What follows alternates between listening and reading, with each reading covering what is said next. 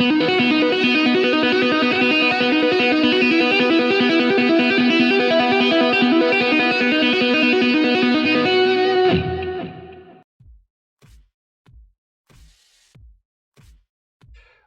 and welcome back to another session of character modeling with me, Steve Moore, aka Smoore.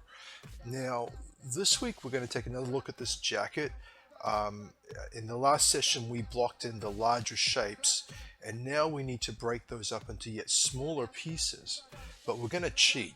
Rather than actually chopping our pattern up, what we're going to do is use internal lines, which will let us, using a fold angle and a crease, it will let us simulate the two pieces of material being stitched together, and so that will make our lives a lot easier. And if you are a glutton for punishment and you wanted to actually chop the jacket up into separate pieces still, you blocking it out with the internal lines also is a good way to go as a starting point. So there you go, you win both ways.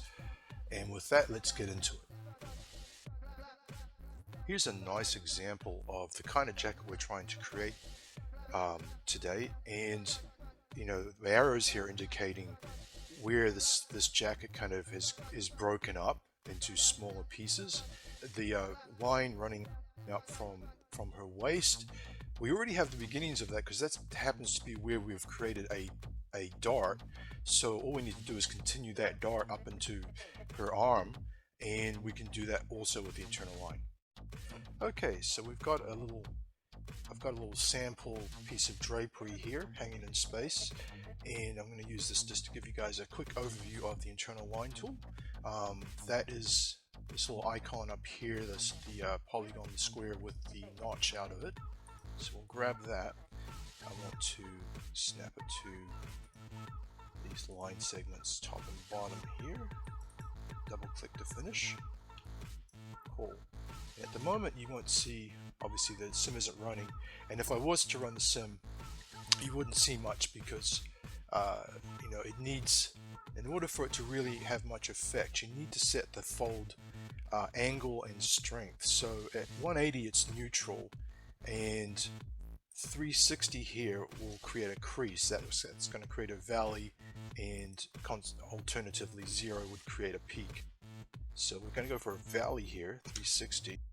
So you can see it definitely has the appearance of two pieces of material being creased together, which is, that's what you want. That's how seams are created. So this we are going to utilize to create those more complex shapes on her jacket.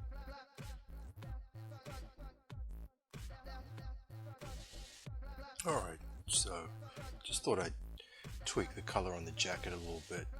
No particular reason other than wanted to make it look a little brighter. Now, let's look at the shoulder. So we'll grab our internal line, and I'm going to snap to the neckline and the shoulder using my reference as a guide again. Once we've got it in space there, we can now adjust the line where we can move it around at will and get it just right. So FYI, although I am snapping these points to these outer line segments because I wanted to appear that these are separate pieces of material, there's no need to snap these internal lines to any particular point. They can exist completely independent in space. As I mentioned before, that whilst we're using them to create seam lines, they're also very useful for, say, if you wanted to attach another piece of material to a garment, you can use the internal lines to do that. But there you go. So we've got our shoulder. Let's take a look at the back. The next thing we want to do is create this iconic crease across her back. I think you see a lot of variation with the way jackets are cut, but certainly kind of that strip across the top there, that place between the shoulder blades, you see that on shirts. You definitely see it on jackets a lot, and it's a nice touch. So we're going to do that now, and the way we're going to start just like we did when we were beginning the larger shapes. We will just draw a straight line. I'm not going to try to get the curve right out of the gate.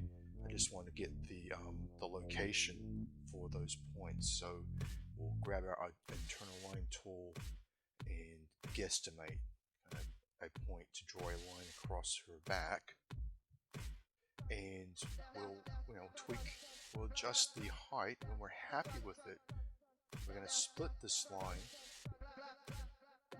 to establish the top of the curve, right? So no need to draw curves out of the gate. We just want to get the points, those vectors. How high is it on her arms? How high up her spine does it go? Once we've got the zenith of our curve, all we have to do is right click on that point and convert to curve, and Marvelous Designer does the rest. And you get a nice symmetrical curve. Cool.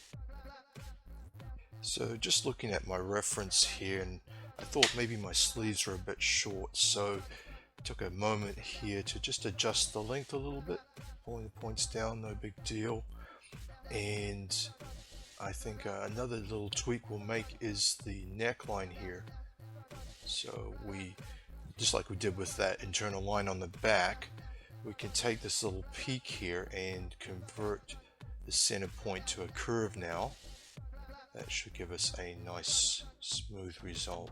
Yeah, so we're good enough for government work right now. Cool, let's move on.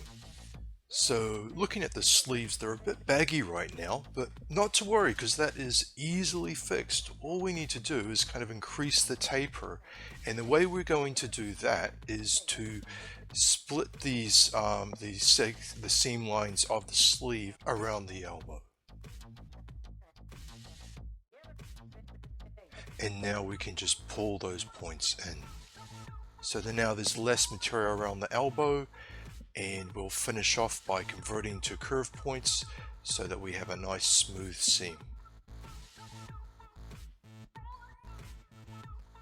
Since our sleeve in this case is not a symmetric pattern, I did have to mirror it. I have a funky way of doing that, which is I just mirror the simmed sleeve, as you can see, and copy paste it on the other side, and then it's easy to stitch back in. There you go. Alright, so we'll just finish up this session by adding a little collar to her. Now our collar is just going to be a simple rectangular strip, but we do need to know the length, the total length of the segments it's going to stitch into. So by clicking on the aligned segment, it will give you its length, and let's just pretend for argument's sake that this segment is going to be 2 units, and the same with its peer, and let's pretend the back of the collar is 3 units. So we add that together, we get a total line segment for our collar of 7. Now we need to stitch it into 3 parts, so starting from the outside in, we would split the collar by 2 units left and right, and that's going to of course leave us a remainder of 3. So all we need to do is go ahead, create that little rectangle, split it up, sew it in, and Bob's your auntie. There you go. There's a nice little collar. It wasn't hard at all. So a few more things left to do. Some fun stuff for the next session will be, we'll look at adding some zippers, pockets, and also buttons. We will add some extra materials to this garment, and we'll use internal lines to attach those pieces. And that should wrap her up. Cool, thank you. If you want to see some more of my art, please check out my page on ArtStation. You can find me under Smoore, and I'll leave a link below so you can check that out easily. And also, if you'd like to take a look at the comic book, I will also leave a link to where you can download that for a small price. I think it's worth it. It's a good solid read. It's a quirky story, but there you go. Had a lot of fun making it. Until next time, happy modeling. I'll catch you later. Ciao.